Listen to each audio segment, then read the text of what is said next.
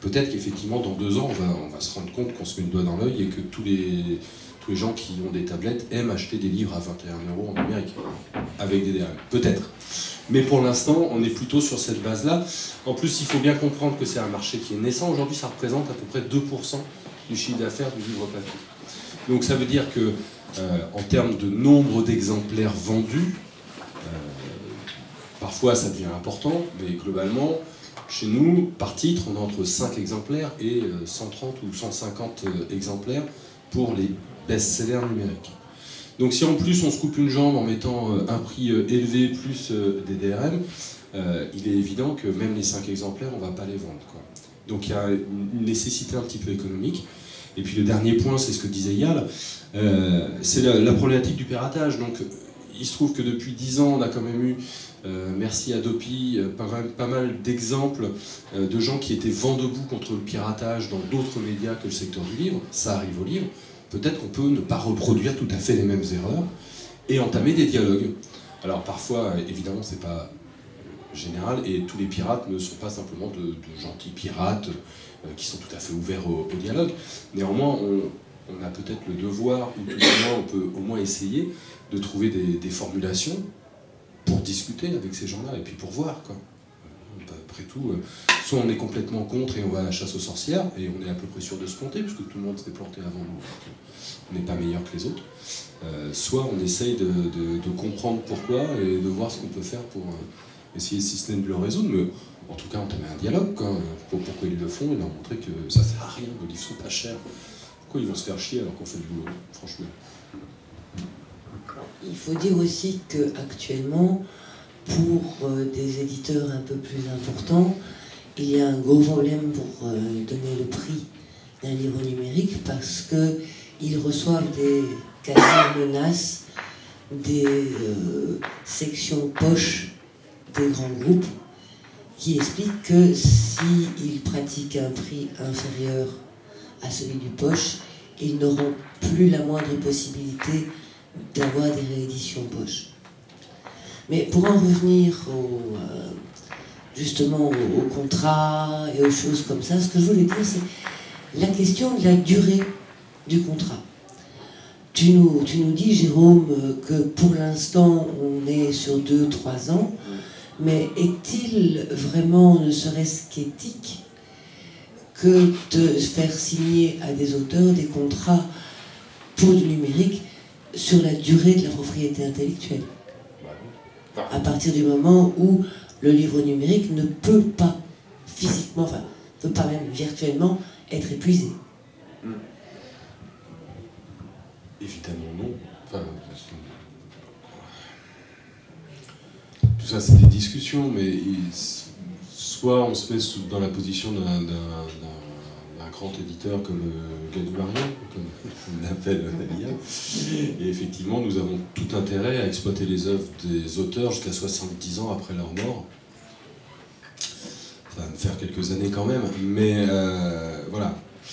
Après,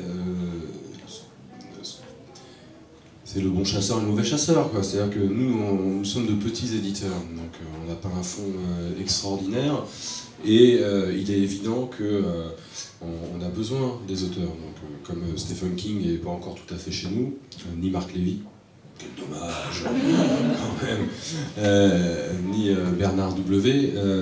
Il est évident qu'on discute avec les auteurs. Donc c'est une vraie discussion. Donc on a des gens qui... Alors, quand on discute avec les auteurs, on va prendre le problème inverse.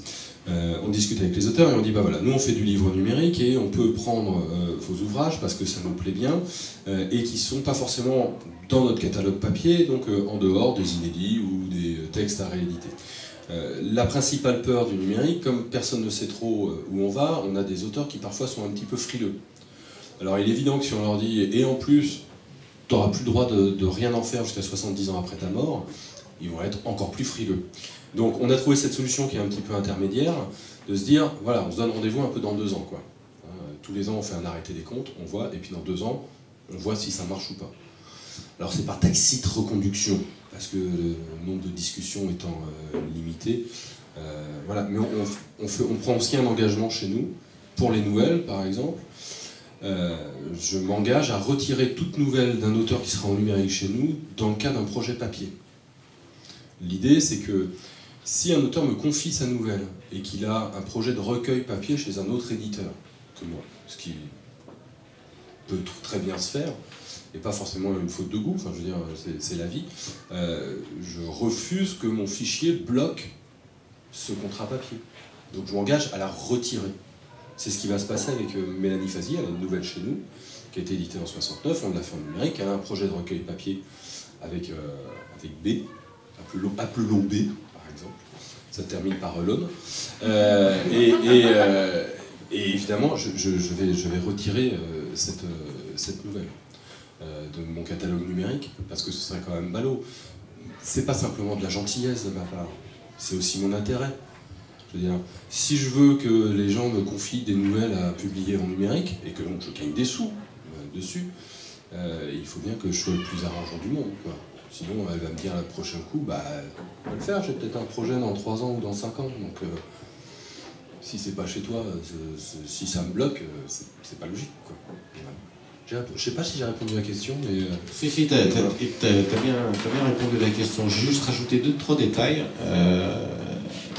Cette pratique qui est des éditeurs indépendants, qui consiste à dire effectivement, en ce moment on fait un essai et puis on se revoit dans un an, on regarde ce que ça a donné, ou dans 2 ans, ou dans 3 ans, et puis on retouche aux besoins, éventuellement bah, on arrête, hein, si on n'arrive pas à se mettre d'accord sur la façon de faire tourner le truc.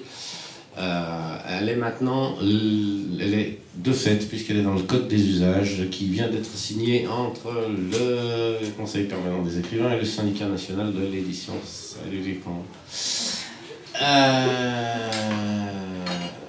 De fait, il y aura une obligation, un rendez-vous à date fixée entre auteurs et éditeurs pour revoir si effectivement le marché n'a pas évolué et qu'on ne s'est pas un tout petit peu trompé en ne donnant que 0,003% de droit à l'auteur alors qu'on peut monter facilement jusqu'à 0,1%.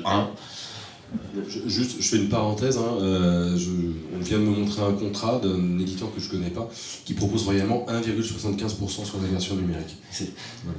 C'est classe. Quand on est entre 25 et 50, c'est bien. Il y a qu'un 75 sur du numérique, ils ont tout compris. Oui. Là, c'est vraiment le record. Je n'avais jamais vu aussi bas, mais je dois dire qu'il y a quand même des éditeurs qui sont un petit peu plus cossus que l'éditeur en question. On va même dire qu'ils font partie des 4 premiers groupes français qui, pour leurs auteurs jeunesse, leur proposent allègrement pour le numérique 4%, voire 3% même d'ailleurs chez l'un d'entre eux. Alors que, bah, comme tu l'as dit, on peut, sans se mettre en danger, monter au moins jusqu'à 25%, voilà, sans se mettre en danger.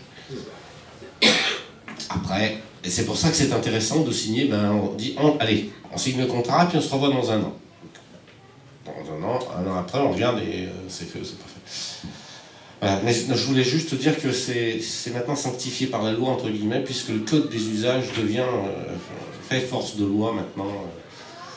Donc, mais il y aura une clause de revoyure. Alors bien sûr, c'est pas dans un an qu'on va se revoir, hein, grâce à ce que nos amis ont négocié, c'est dans 6. 6 ans, je vous dis pas. Quand on a vu l'explosion du marché aux États-Unis, je trouve plus le mot. La progression, elle est exponentielle. Ouais, ça a été hallucinant. Enfin, aujourd'hui, le numérique. Le chiffre d'affaires du livre numérique aux États-Unis est supérieur au chiffre d'affaires du livre papier. Papier.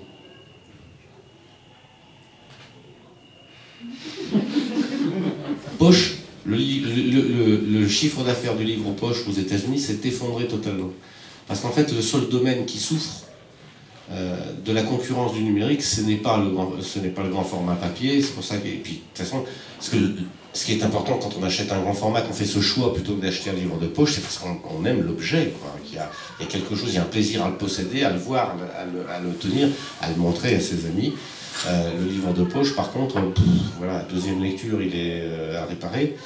Donc le livre de poche s'est effondré. Non, je parlais vraiment, c'est le chiffre d'affaires global de l'édition. Chiffre d'affaires ne dit pas bénéfice. Hein. Ouais. Je voulais dire autre chose. Et personne n'est télépathe, bien sûr. Voilà, ça commence par... Hein? Toutes les maladies. Bon, d'accord. Qui dit livre numérique dit la grande peur à la fois d'un certain nombre d'éditeurs, mais aussi de beaucoup d'auteurs, le piratage. Quel piratage? Et y a-t-il des solutions contre ce piratage? Et quelles sont-elles? Est-ce qu'elles doivent s'appliquer à tous les piratages de livres ou seulement à certains? Bon, le piratage, il n'est pas nouveau, on le connaît depuis très longtemps, puisque je ne sais pas combien nous sommes dans la salle à avoir légalement un Word et en faire l'usage. Non. Vous êtes donc 3. Voilà, vous êtes 3.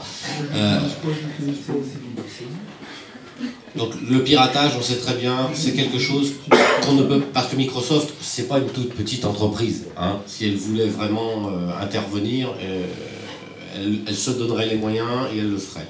Si elle n'arrivera pas à l'empêcher quand même, elle a essayé, il y a eu 2-3 biais, etc. Donc le piratage, on ne peut pas le contourner.